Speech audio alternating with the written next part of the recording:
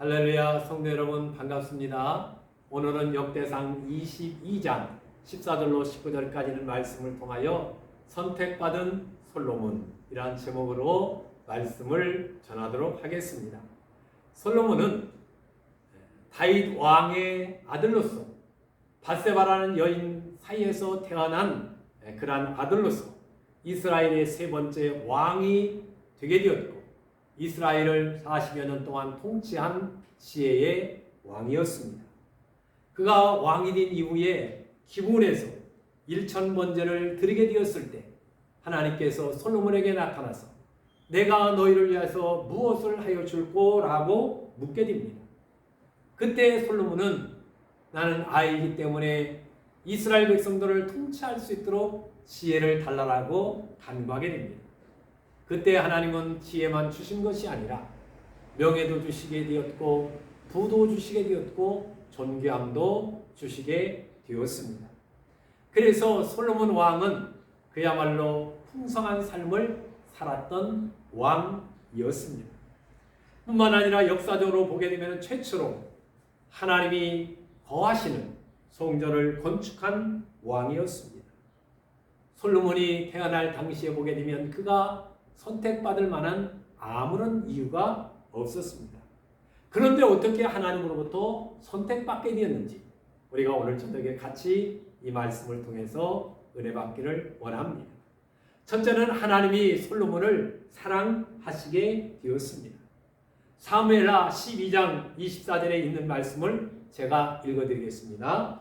다윗이 그의 아내 밧세바를 위로하고 그에게 들어가 그와 동침하였더니 그가 아들을 낳음에 그의 이름을 솔로몬이라 하니라 그랬습니다. 하나님이 다윗으로 하여금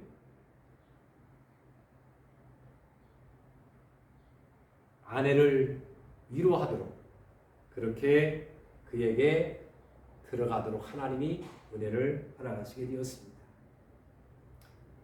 뿐만 아니라 이 솔로몬이라는 이름은 하나님께서 그의 이름을 그렇게 짓도록 하게 되었는데 선지자 나단이라는 사람이 찾아가서 솔로몬이라는 그 이름을 지어주게 됩니다.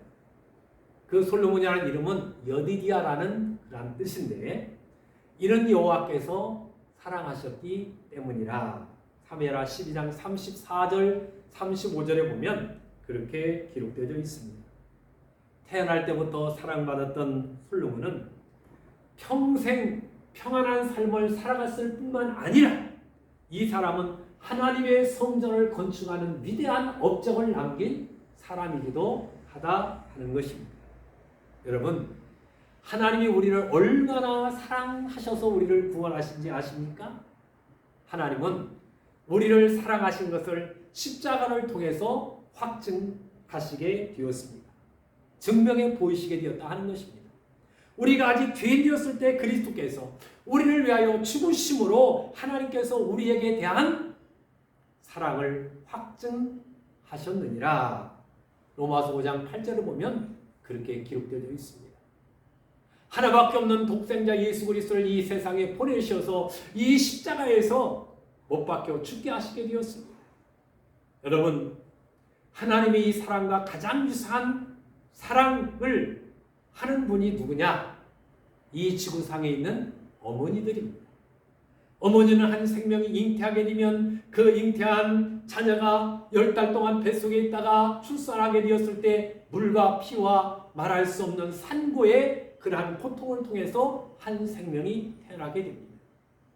마찬가지로 죄인을 구속하시기 위해서 하나님이신 예수님이 이 세상에 육신의 옷을 입고 오셔서 십자가에서 매달려 죽으시게 되었을 때 물과 피를 쏟으시고 십자가에서 처참한 그러한 고통과 이루 말할 수 없는 아픔을 겪으시고 장사 지낸 말이었다가 사흘 만에 부활하시게 됨으로 인하여 누구든지 그 예수 그리스도를 마음의 구주로 믿게 되면 영원한 생명을 얻게 되고 하나님의 사랑받는 그러한 자녀가 되게 되는 것입니다. 왜냐하면 그 아들을 십자가에 내어 주셔서 우리의 영혼을 죽음과 심판과 저주의 사슬에서 우리를 건져내셨기 때문에 그런 것입니다. 누가 우리를 위해서 대속하기 위하여 십자가에 나를 대신해서 죽을 사람이 있겠느냐 하는 것입니다. 죄가 없으신 하나님의 아들이신 예수님이 나와 여러분들의 죄를 위해서 십자가에서 죽으셨습니다. 이처럼 하나님의 사랑은 위대합니다. 하나님의 사랑은 얼마나 큰지 모릅니다. 우리가 말로 형용할 수가 없습니다. 그래서 우리는 이 세상의 명예와 부귀와 그 어떤 것과도 하나님의 사랑을 바꿀 수가 없는 것입니다. 하나님이 그 아들을 세상에 보내신 것은 이 세상을 심판하기 위함이 아니라고 그랬습니다. 오히려 그로 말미암아 예수로 말미암아 세상이 구원을 받게 하려 하심이니라. 요한복음 3장 17절에 그렇게 말씀하고 있습니다. 여러분, 예수님은 이 세상에 오시게 될 때 심판주로 오신 것이 아닙니다. 우리의 구원주로 오셨습니다. 그러나 십자가에서 사역을 마치시고 하나님 나라에 올라가신 것은 요한복음 14장에 있는 말씀처럼 우리의 처소를 예비하기 위해서 가셨습니다. 처소를 예비하면 다시 오시게 되었을 때는 죄에 대해서 심판주로 오시게 될 것입니다. 그리고 믿는 자들에게는 영원한 천국인 하늘 창고, 믿지 않는 영혼들에게는 음부의 권세가 있고 사다리가 있는 지옥불, 지옥으로 갈 수밖에 없는 것입니다. 천국이냐 지옥이냐의 갈림길은 이 땅에서 예수를 믿느냐 안 믿느냐 그거에 따라서 결정되게 됩니다. 그래서 이 지구상에 교회들을 세워서 또한 목회자를 세우고 성도를 세워서 우리가 계속해서 복음의 나팔을 부는 것입니다. 예수 믿으십시오. 예수 안에 구원이 있습니다. 예수 안에 생명이 있습니다. 예수 안에 소망이 있습니다. 라고 우리가 복음을 전하게 되는 것입니다.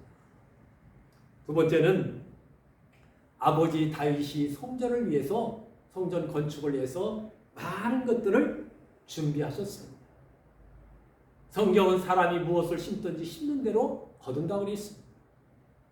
다윗은 아들인 솔로몬을 위하여 당신이 할 수 없으니까, 왜냐하면 하나님께 기도하게 되었습니다.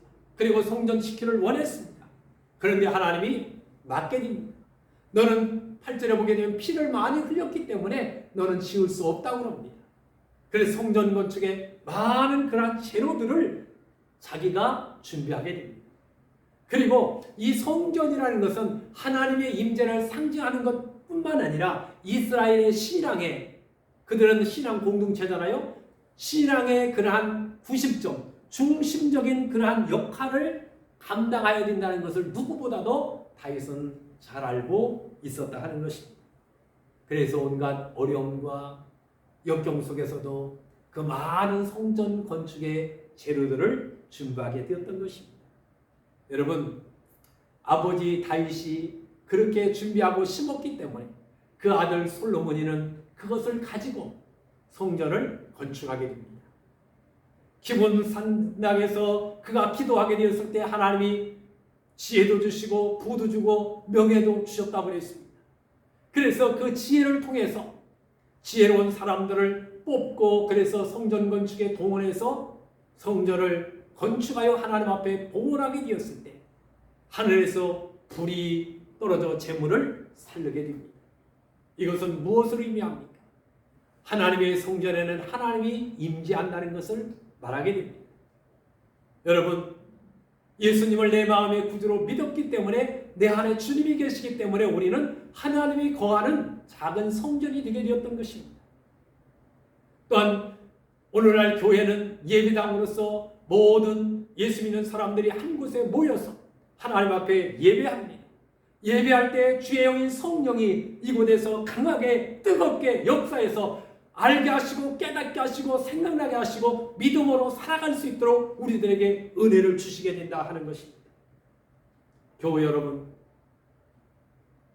우리 부모 때의 신앙생활을 하지 아니었다면 우리가 지금 다윗 같은 심정으로 하나님 나라 영광을 위해서 많은 것을 준비하고 많은 것을 심고 또 많은 것을 우리가 뿌리게 됨으로 인하여 내 자녀들 때에 가서는 더 많은 것을 거두고 심고 그래서 하나님 앞에 영광을 돌리고 내 자녀 때에 안 되면 손주 때에 증손 때에 더 많은 하나님의 이름을 영화롭게 하는 그러한 신앙의 아름다운 가문의 전통을 세우는 성도들이 되시기를 주의 이름으로 축복합니다. 마지막 세 번째는 열심을 다하고 최선을 다해서 하나님을 영화롭게 하며 또 영화롭게 할 그 성전을 솔로몬이 건축하게 된 것을 보게 됩니다. 오늘 성경 19절 보시기 바랍니다. 이제 너희는 마음과 뜻을 다 바쳐서 너희 하나님 여호와를 구하라. 그리고 일어나서 여호와 하나님의 성전을 건축하고 여호와의 언약궤와 하나님의 성전의 기물을 가져다가 여호와의 이름을 위하여 건축한 성전에 드리게 하라 하였더라 그랬습니다. 여러분, 성전 건축이 하루아침에 이루어진 것이 아닙니다. 철저하게 준비했던 것입니다. 그리고 성전을 때는 최선을 다하고 열심을 다하고 성심을 다해서 성전을 쫙 해서 지켜집니다. 그리고 하나님의 법궤와 또한 성전 안에 있어야 할 떡상이라든지 등대라든지 촛대라든지 이런 것들을 전부 그야말로 정교하게 만들어서 그곳에 놓아두게 됩니다. 또한 물두멍도 번제단도 또 성전의 울타리도 다 만들게 되었던 것을 보게 됩니다. 그런데 중요한 말씀은 14절에 보게 되면 아버지 다윗이 그 많은 것을 준비하게 되었지만 하반절을 보면 너에게는 더할 것이라고 그럽니다. 너는 더할 것이며 라는 말씀이 기록되어 있어요. 근데 16절에 내려가서 보게 되면 금과 은과 놋과 철이 무수하니 너는 일어나 일하라 그랬습니다. 그러면서 여호와께서 너와 함께 계실지로다 하니라 그랬습니다. 하나님이 함께 하기 때문에 두려워야 할 하등의 이유가 없는 것입니다.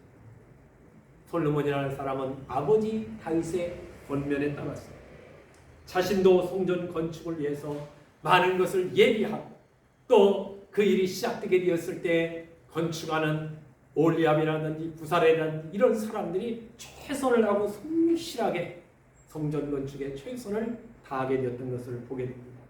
여러분, 일할 수 있는 기회를 하나님이 우리들에게 주시게 되면 그때 우리는 핑계대지 말고 성실하고 정직하고 최선을 다해서 열심히 우리는 하나님의 일을 감당해야 된다 하는 것입니다.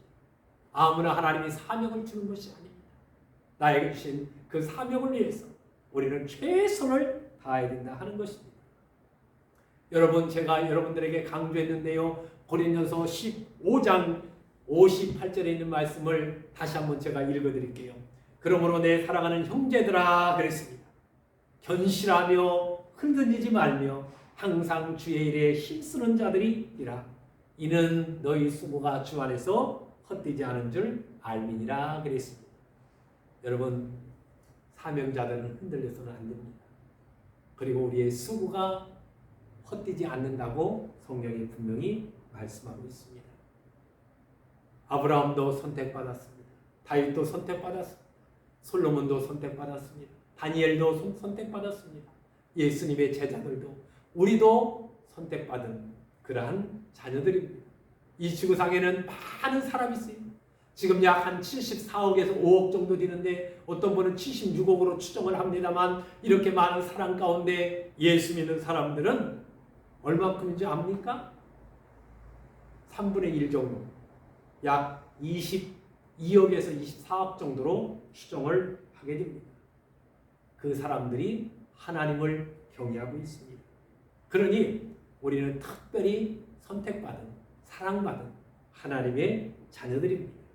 그렇다면 하나님의 이름을 위하여 또한 하나님의 교회를 위하여 우리는 믿음으로 많은 것을 준비하고 다윗처럼 심어야 됩니다. 그리고 나에게 사명을 주셔서 그 사명을 감당할 수 있는 기회를 주게 되었다면 최선을 다해서 하나님께 영광 돌리는 성도들이 되시기를 주님의 이름으로 축복합니다. 기도하겠습니다. 하나님 아버지, 은혜와 사랑을 감사합니다. 오늘 저녁은 선택받은 솔로몬이라는 그러한 제목으로 역대상 22장에 있는 말씀을 통해서 같이 말씀을 상고해 보았습니다.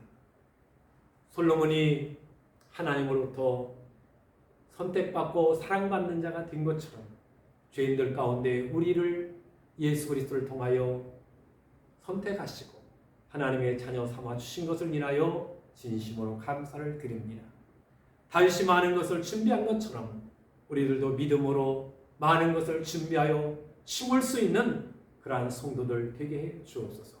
시간과 물질과 정성과 마음과 모든 것을 심어서 훗날 우리의 후손들이 더 많은 열매를 거두며 그 열매를 통해서 하나님 앞에 영광을 돌릴 수 있도록 나에게 맡겨진 사명 안에서 최선을 다하여 열심을 다하고 정직하고 성실하게 사명을 감당할 수 있도록 축복해 주옵소서. 오늘 밤도 가정에서, 차량 안에서, 병원에서, 요양원에서, 있는 처소에서 예배하는 사랑하는 성도들 한 영혼들 드려지는 예배를 통해서 영광을 받아주시고 저들을 통해서 하나님의 뜻이 하늘에서 이루어진 것처럼 이 땅에서 이루어지는 믿음의 신앙의 주인공들이 되어지도록 하나님 축복해 주옵소서. 세상에는 많은 사람들이 있습니다. 그 중에서 우리를 뽑으시고 선택하여 하나님 백성 삼아 주셨사오니 하나님 백성다운 삶을 우리가 있는 처소에서 때로는 빛처럼 소금처럼 향기처럼 드러내며 살아갈 수 있도록 축복해 주옵소서. 이 밤도 하나님의 은혜가 사랑하는 성도들에게 함께하여 주시기를 간절히 바라며 또한 평강의 주님이 저들을 지켜 주옵소서. 예수님의 이름으로 감사하며 간절히 기도합니다. 아멘. 할렐루야. 감사합니다. 오늘 저녁도 평안하시기 바랍니다. 주일날 뵙겠습니다. 감사합니다.